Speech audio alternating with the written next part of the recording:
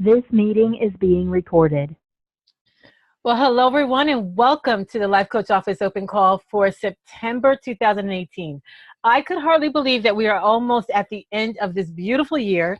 Next month, we'll start the last quarter of the year. So this is the perfect opportunity as coaches for you to really take a good look at your business, a close look at the goals that you have for the year, seeing where you're on track, seeing where you can make a few shifts in what you're doing so that you can make your goals for this year. Today, we actually are going to be talking about a number of different things. But first, let me remind you that Life Coach Office is a tool that was created by our founder, Renee, and this is one of the many products we have with Universal Coaching Systems.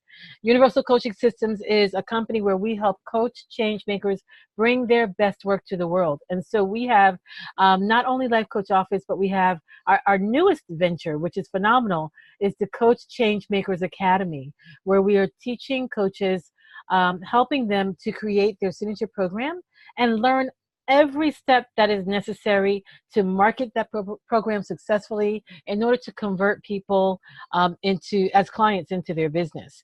And that is currently in its second session, and I believe that is over probably somewhere, I don't know, it's in the months to come, but a new session will be starting in the new year. So keep your eye out for that. We'll definitely be sending you some information about the next program that's to come. All right, so today we're going to talk about a number of things. I did actually have a few things that have been coming up as themes as far as questions are concerned with our coaches, and they're very simple, very easy, and I want to go ahead and start with that. So the first thing is, I've been questioned a lot on how do I change my email or my client's email. Okay, so it's very simple. In both instances, you're going to go to account settings. We're going to try this with the coach first. When you're on your screen, as you can see here in Life Coach Office, the area where you have your name and your picture, you click on that, and the next place you go is the My Account area. Just click on that. Now, your email comes up in several different screens, but this is the only screen within Life Coach Office where you can actually change it. You'll click the edit button, and there you go. You can change your email. You have to click edit again to change your email, and this is also where you would change your password. Okay, once you change your email here, you'll click submit. I'm not changing anything, so I'm not going to do that, just in case. You'll click submit, and then it will ask you via email to confirm. That's it. It's very simple. There's nothing that you need to do with us. The system will take care of everything. When it comes to clients, it's very, very similar. Oh, you know what? Before we go there, I want to show you one thing. Let me go back to the coach account. And because there's one thing on that page that is different than it is for clients.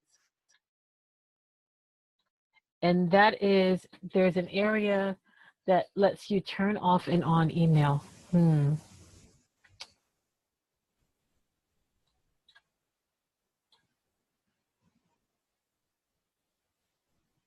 Okay. All right. So when you go into the edit, you're in your My Account area. As you can see, so here's the email. You can change that there by clicking edit. There's a password area where you can just change and confirm your new password. And then it says email subscription. Mine says off. You can turn it on if you want to, simply by clicking that. So if you know all those emails that you get from Life Coach Office, from Universal Coaching Systems, this is done by a mass email in the Life Coach Office system. So when I'm sending out the email for our monthly open calls, I'm sending it through a Life Coach Office master account. If you do not want to receive the emails that come from that account, you simply would come here and just click that to off and submit it. Very, very simple. If you want to keep receiving the emails, then you leave it on. Now, some people may not want to get those emails, but they're a part of the Life Coach Office community.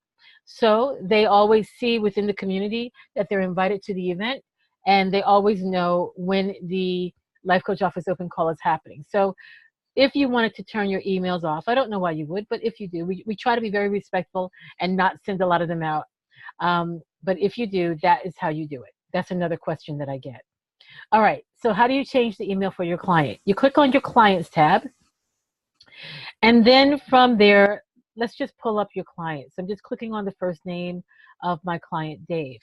After that, you'll see another page that has all these different areas that pertain specifically to Dave. I'm going to click on Account Settings. So these are now the account settings for my client, Dave. And as you can see right here, it says time zone, username and password, and system access. I'm going to click on System Access. Oh, wait. I just realized I did the wrong thing.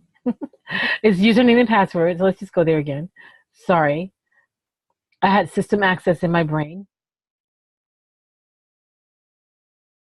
I'm going to go back to his profile. And when you go to your client's account settings, and then you go to your client's, I'm sorry, username and password, you're just going to put the new username, which is the new email, in. All right. So when you click edit, you put the new email in. And what happens is when you put their new email in, the system will send an email to the client asking them to continue to confirm that they want this to be changed. Very, very simple. That's all you need to do. Nothing that you need to notify us about. The system itself takes care of everything. Okay. Our next question. The next question was all about the modules in the classroom. So I've been getting a lot of questions about modules in general, but one of the things that I feel that most coaches don't seem to know, that's very important to know, is that you can make a module available to whomever you want for a particular course. So let me go to the classroom and then let me tell you why I think that this is important for you to know and an important thing for you to do. So let's just say that you have a course that you are offering to a particular group of people. You want to market now for people to be a part of this group and for them to participate in the program. And I feel like there's no better way to get people interested in a program than to allow them to sample it. Well, rather, you can do a number of things. You can give them access to just one of the courses, or you can actually create an introductory lesson as part of your course, which is my strong suggestion, and then give people access to that. So as an example, within my training program here, we have the Pathfinder course. I'm clicking on the Pathfinder course, and inside that, you're going to see all of the modules that are created specifically for this course. This course has an introduction, and then there's like 4 other modules that I created for it, okay? This introduction is something that I would want any person that I run across to have access to. Even if there are some clients that I'm coaching with right now, I may not be coaching them on this particular program. I would like them to have access to the introductory program, because it may be something that they're interested in either now or in the future, or they may end up knowing someone who's interested in it. The introductory course is just that. It's a quick overview, very short, something that I put together so that if they're a part of the course, it's just an intro of what they can expect. And if they're not a part of the course, it's enough for them to understand what the course is all about. So here's that module. It says introduction, and I'm just going to click into edit. Now, when I click into edit right now, the way this is set up for my Pathfinders program is that only people that are part of the Pathfinders program are able to participate in it. So when you pull up the module itself, you have the module title, which you can change to be whatever you want. And then any group that you've created is going to appear here. Okay, so right now, as you can see, there's always the one that says only the coach can view. That's what you use if you are just creating something and you don't want to give anyone access to it. There's one that says all clients, and then I have the Pathfinders program, and then I have 2 other groups that I've created. I want all of my clients, not only people that are part of groups, to be able to see this introduction, but all of them. So I'm going to click all, and I'm going to click submit. The great thing about clicking all is that every client that I have in my system right now now has access to the introductory module of Pathfinders. They do not have access to the values, beliefs, goals, or skills modules. They only have access to the introductory module. Okay. Now, if you have any questions at all, please go ahead in the chat and, ask me your question. I will see that and I'll answer them. All right. This is a great way to market. Here's the other thing that's awesome is that as you meet new people and maybe you're giving them access to the system, offering them some free coaching, a session or two of that. When they sign in and they create their account, when they go to the classroom, they will also have access to this introductory lesson. That's what I love about it. You don't have to do anything else. Because I clicked all clients, every client will have access to the introductory lesson. And then they can choose whether or not they want to be a part of it simply by having a conversation with you as their coach. All right. Very, very simple. A very great tool, easy way to market to people that are already, they've already bought into you. They're already your client. They're already part of your group. All right. So very easy way to market to them. Okay, now, I see a question. Let me go there. Yeah, it is. I agree, Carol. It is a great tool, really great tool, and an easy way for you to market. So any courses that you create, always create an introductory course on it. You can always choose later whether you want to allow someone in or out of it, but it is a great way to get people excited about what you have to offer. So imagine this. Let's say you have 10 clients, all right? Let's just say you have 10. And let's say you have 5 different courses that you have in the system that you can offer them. And maybe some of these courses are very different. So your client may never even think to ask you if you offer this type of coaching. Because they have access to an introductory course in the classroom to all of these different courses that you offer, it opens up a completely different conversation. They begin to want to know more about what it is that you can offer. They'll watch these introductory courses, listen to them, however it is that you have them set up. Can you set an expiration date or a time limit? Let's take a look at that. I want to say, we can do pretty much what we want to do on most of these things. I'm going to say no. And the reason why I'm saying that is because you're creating this. So no to the actual course, yes to the group that you create. So for instance, I had on there the Pathfinders group, right? Which is for this course. And then I also had an experience coaching course. So maybe this is just a group of people that I'm working with. I want them to experience coaching. These are the people that I'm courting, so to speak, right? I can give them a set amount of access, 30-day access to the system as a whole. So they only have 30 days or 60 days, whatever it is, to be in the system in general and have access to whatever it is I've given them access to. Okay, but as far as giving people access to an introduction, I just give it to them indefinitely. And truthfully, I have no reason to want to not have them have access to it. If they're coaching with me, it's just an introduction. This is the stuff that you're willing to offer for free to anyone at any time. Remember, that's what you're putting in that intro. You're not putting information in there that you think that this is, at this point, people should be paying you. Okay. All right. So let's talk for a moment before we get on to marketing. Let's talk for a moment about registration links, because I've been getting a few questions about that. And I want to make sure that everyone is clear about their registration links. Within Life Coach Office, there are 2 different types of registration links that you can have. One registration link is where all of your members, all the folks that are working with you, can sign in just generically to your Life Coach Office account. This is the registration link that you'll have as your member sign in, on your webpage and anywhere else that you choose to send it. Okay. When you go to the gears here, the account settings, and you go to your groups, your branding. Okay. At the bottom of that, here it says branded client login URL. This URL is what I'm talking about. It is it's not even what I call a registration link really, but it's what most people are talking about when they say, do you have a registration link that I could send to my people so that they can sign in?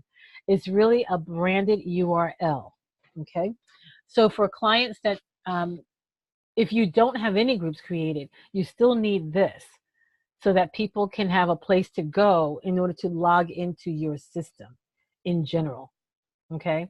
Now, once you create a course, a package, an offering of a service that you're offering to people, now you want to create a group with this registration link so that they can register for an account within the system and pay you for whatever it is that they are purchasing from you.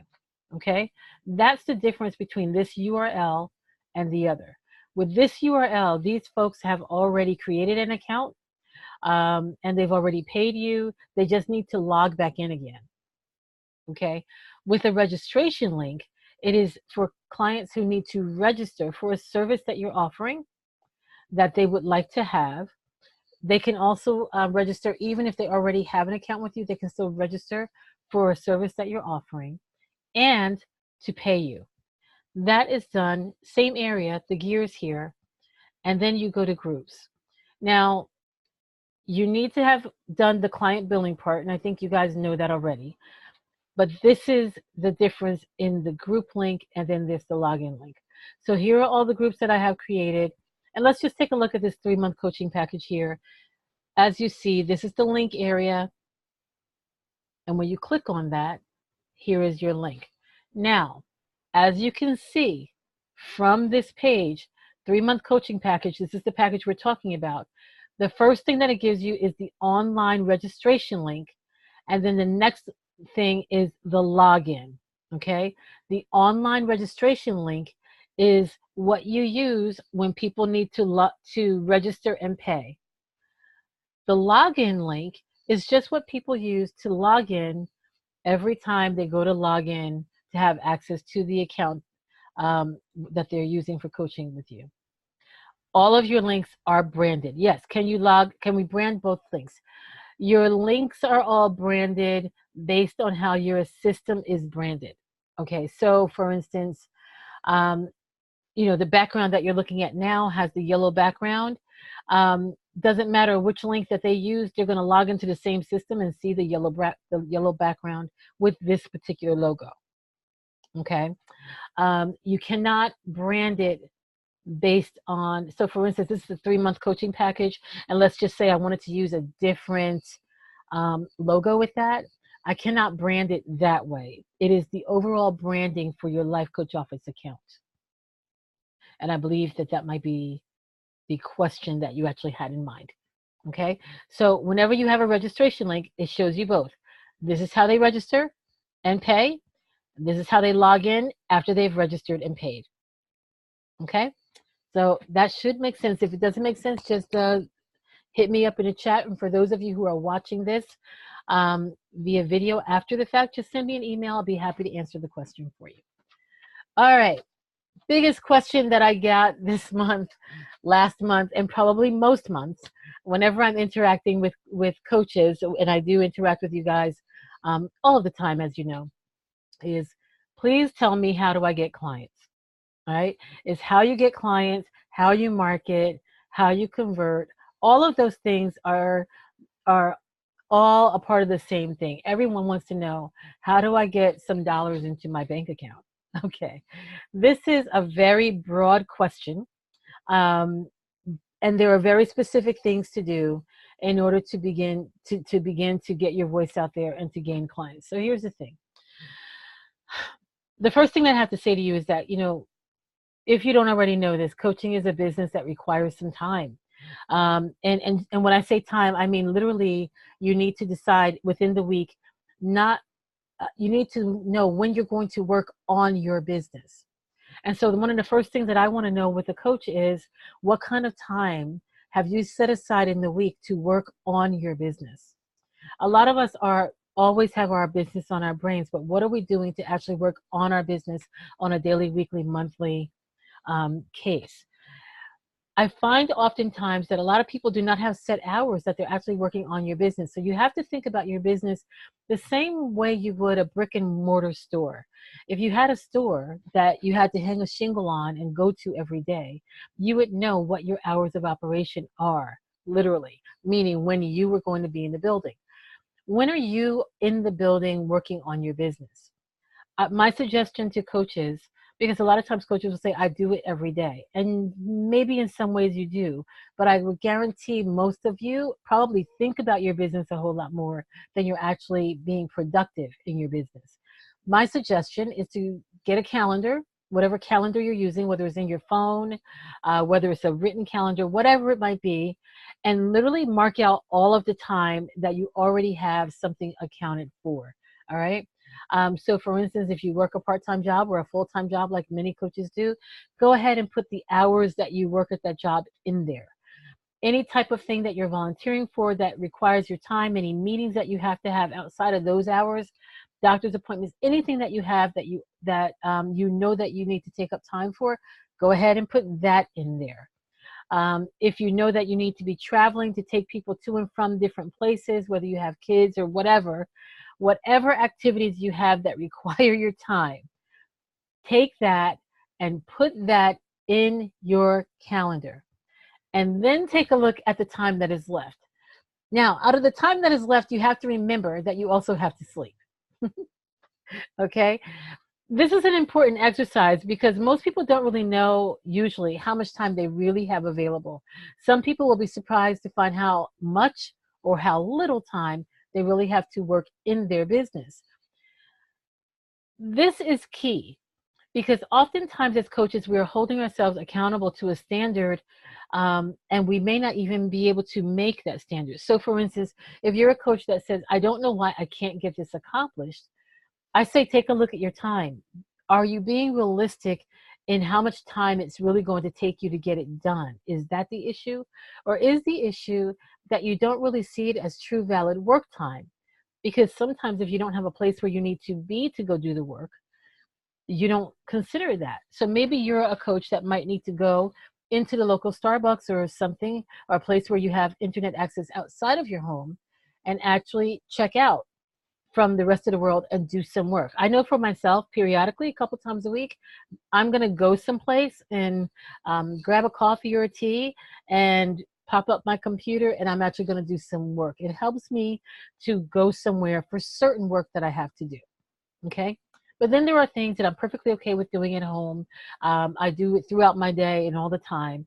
And I know that that's how I work with it and I get it done. So the first thing is take a look at your time. Allocate some time to work on your business, and then set your goals and make decisions about what it is that you need to do. Now, let's talk about how you're going to get your voice out there, because the thing is that your clients need to hear your voice. You guys know that you need to have, a niche you're working with. There's a difference between your niche, your target market, your ideal client. They do cross with each other, but they are very specifically different things. You need to know that, and you need to know what they are. If you need some more information, just email me and we can have a chat about it. But that's a whole other thing in itself. But once you are comfortable with what it is, knowing what it is that you want to talk about, what you're passionate about, that's really your niche market, where your passion lies. You need to start getting that voice out there. Think about, where is it most likely that your ideal client is going to hang out? What social media tools are they most likely to use? And are they really likely to use social media? I meet so many people across age brackets, by the way, who are not really big into social media.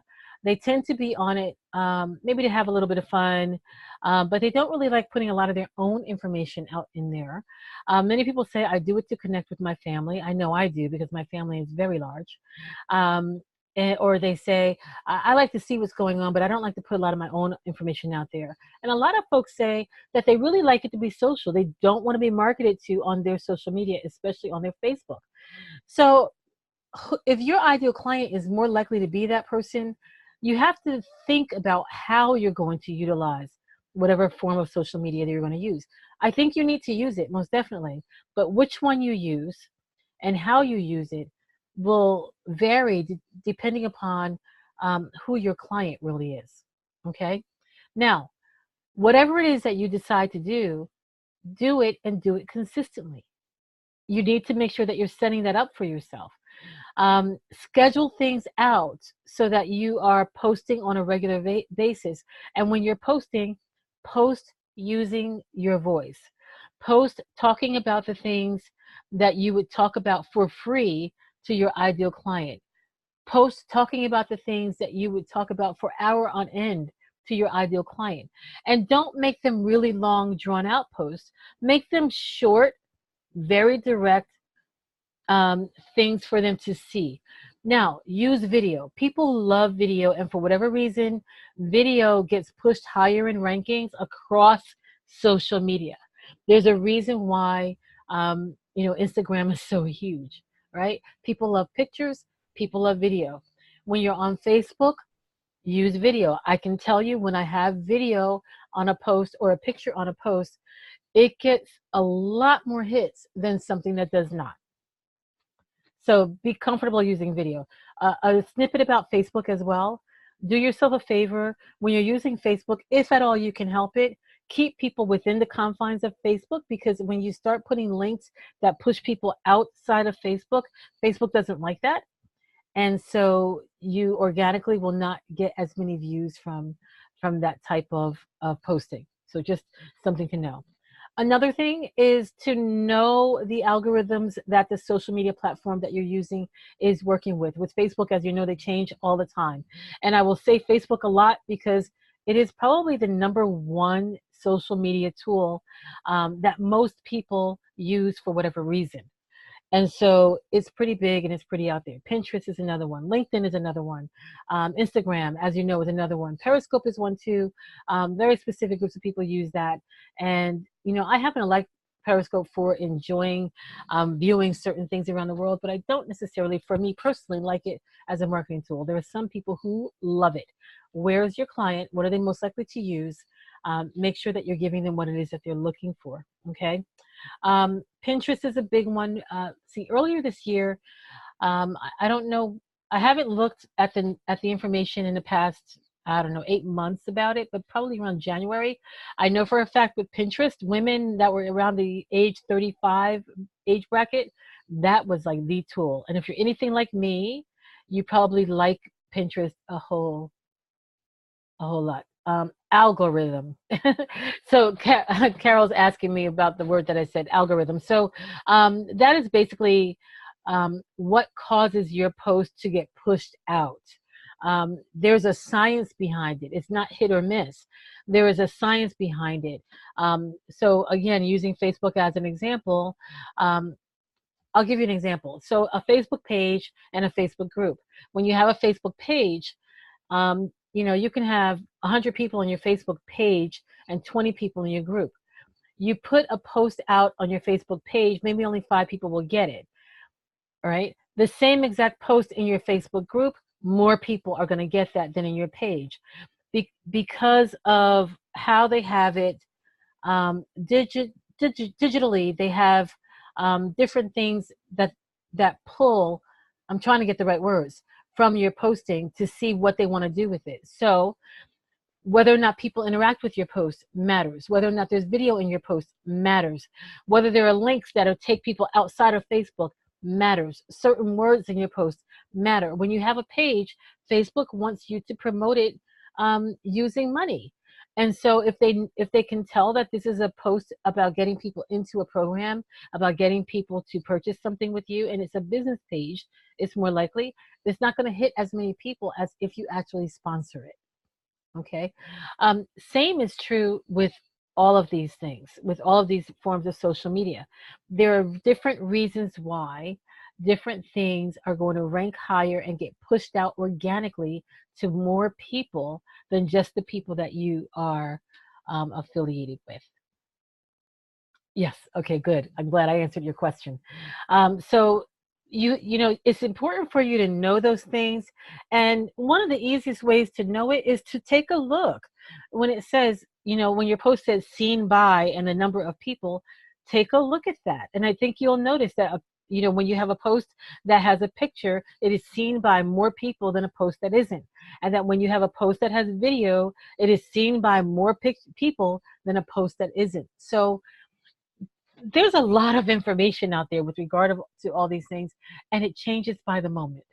All right, it changes by the moment. The thing that you have to make sure that is key is that your message, whatever it is authentic, because people can tell when you're not, and that it is something that you're passionate about, something that you know that you are an authority in, because all of that is going to show in whatever it is that you're putting out there. And then take that same information, rework it for every form of social media that you have out there. Let's take LinkedIn, for example. LinkedIn is huge for people who are looking for work, people who are really looking to network and connect. Okay. It is a great place for you to actually write an article and post it out, because people are going to take those articles and they're going to read them. These are a lot of commuters are going to be on this, and they're going to look at things and actually read the articles that you write. I know that when I write, I get a lot of people that hit my webpage suddenly. A lot of people start looking at my LinkedIn page suddenly. Every time I put a post out, they are reading it and they do comment back. Okay, so if it's likely that your person is out there, that might be a place to consider. If you don't know, go to LinkedIn and maybe join some groups that interest you. Now, when you join groups that interest you, please, please, please do not attempt to be one of those people that join a group only so that you can post your stuff. You're probably going to get kicked out of a lot of groups that way. All right. Join groups that interest you, that are sharing information that you're interested in. And, speak to other people's posts, make sure that there's an interaction going on there. And this way, when you post, people will do the same with you. Okay. What did I want to make sure? I want to make sure that there were a few things. Oh, okay. So let's talk a moment about news feeds. Not all people are going to get what you post. Let's go back for a minute and let's talk specifically about Facebook. You're going to hear so much information about people who are, as they say, experts in certain things. And some experts are going to say that you have to post every single day. And some are going to say, don't do that. And some people are going to say, don't create groups, only just post it out on your regular page. And then you're going to get other people that are going to say, don't do that. Here's what I'm going to tell you. I'm going to tell you that you're going to have to take the information from those experts, take a look and see what their stuff looks like. Are they following their own advice? And then really think about what makes most sense for you in your heart of hearts. For me, my personal Facebook page is just that. I'm not going to post anything that I'm ashamed of or that I don't want most people to be witness to. I'm connecting with family and friends and some business associates, but it's really in my groups where I do my work. I don't want people to feel, I'm a multifaceted person, and I don't want people who are just one of my friends to feel that every time that they make a contact with me on Facebook, it is all about my business. I don't want them to feel that way, because that's not who I am as a total person. If you want to know more about all about my business, then you'll connect with me on my business page. You'll connect with me in my Facebook group. That's how you'll connect with me. Okay. I'm also a person that I personally don't want to receive anyone's post every single day.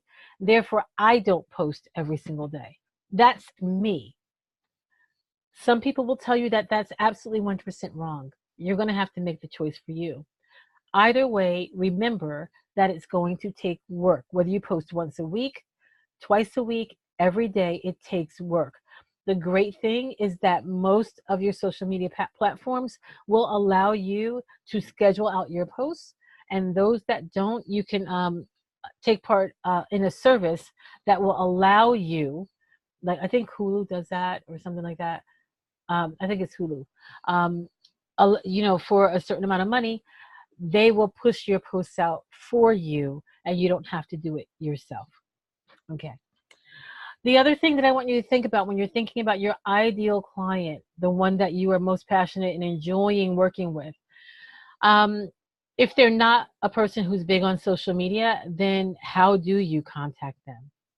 Make sure that you are wherever they're going to be. I have a couple of folks that I'm working with right now who they work with people who are 55 and over. And then for some of them, older than that, like their target is really older than that. So you have to think about that. There are going to be some people who are 55 who are all about social media, love it, work with it. I mean, I'm over 50, and I love social media. My mom, who is obviously over 50, I won't say it because she might get annoyed with me, but my mom is Facebook friends with all of my Facebook friends. So my mom is out there in social media as well. But then I have other people who are my mom's age or my age and even younger than me, people in their 40s, who are not big on social media. They don't like it. They don't want to be a part of it.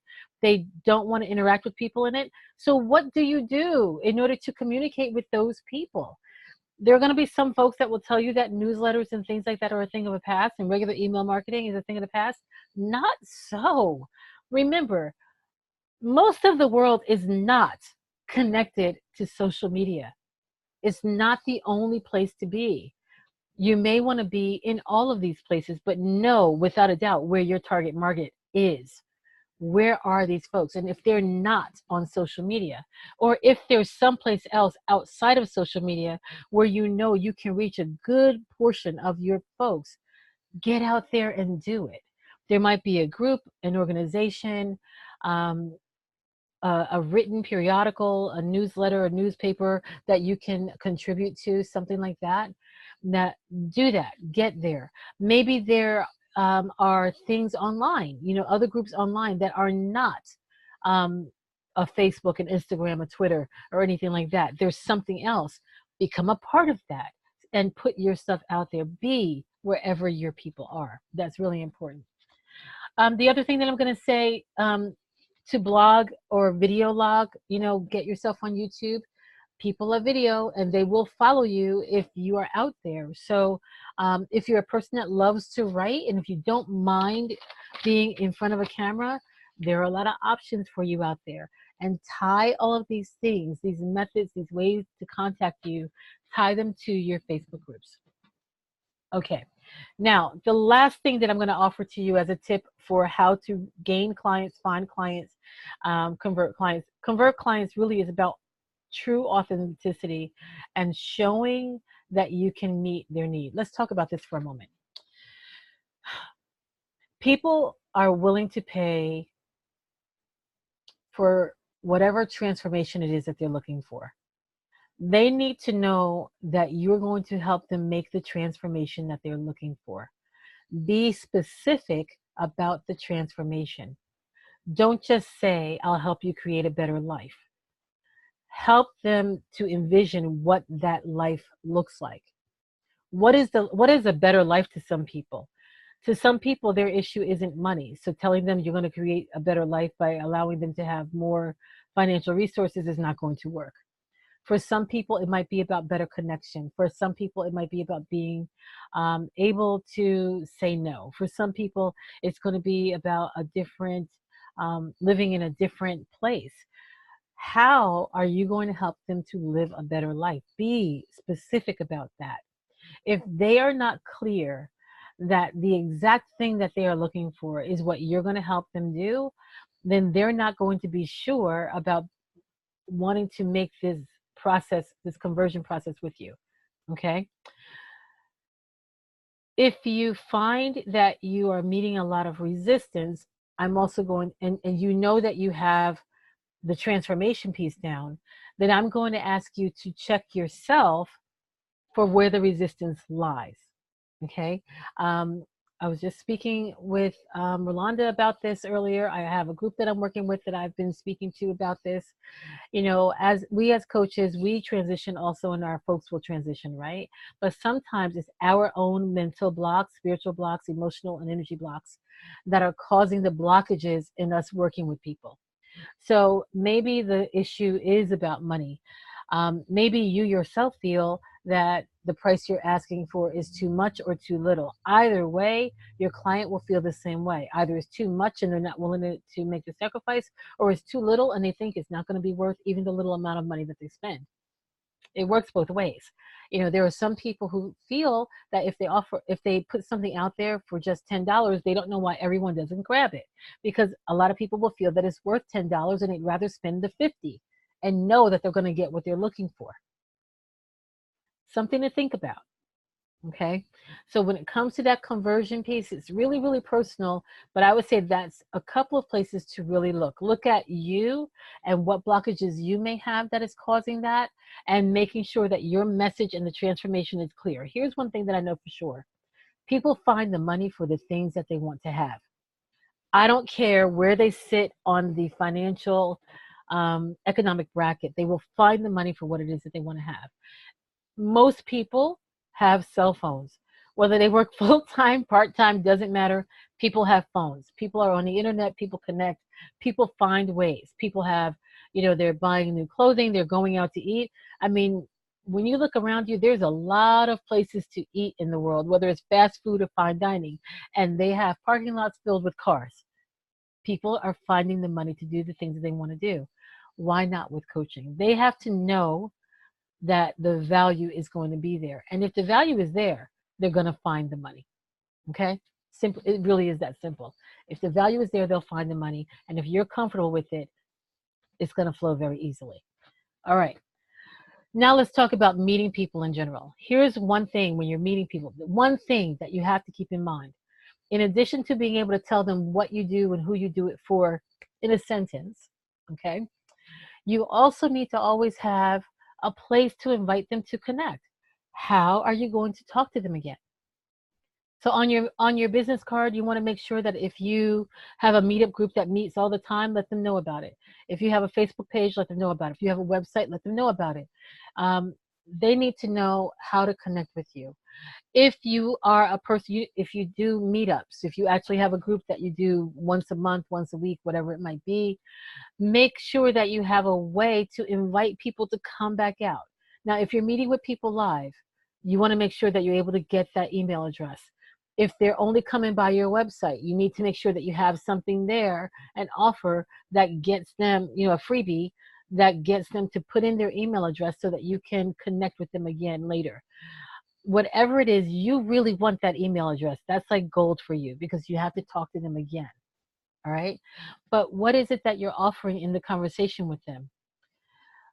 If you are meeting with people, especially face to face, and especially, if you're doing a meetup and you're having this conversation and you're sharing information and you don't have a way to say to them, you don't say to them, I invite you to, at the end of the night, you've really just missed a great opportunity. It doesn't matter if it's, I invite you to join my Facebook group. I invite you to join me here again next week. I invite you to go to my webpage. When you have people right there, that's a great time to say, hey, everyone, get your cell phone out. And here, go to Instagram. For those, how many of you have an Instagram account? Go to Instagram right now and connect with me. Go to LinkedIn, connect with me. Go to Facebook, connect with me. When they're in front of you, that's the perfect time to do it. On a webinar, you have people in your webinar. It's the perfect time to do it.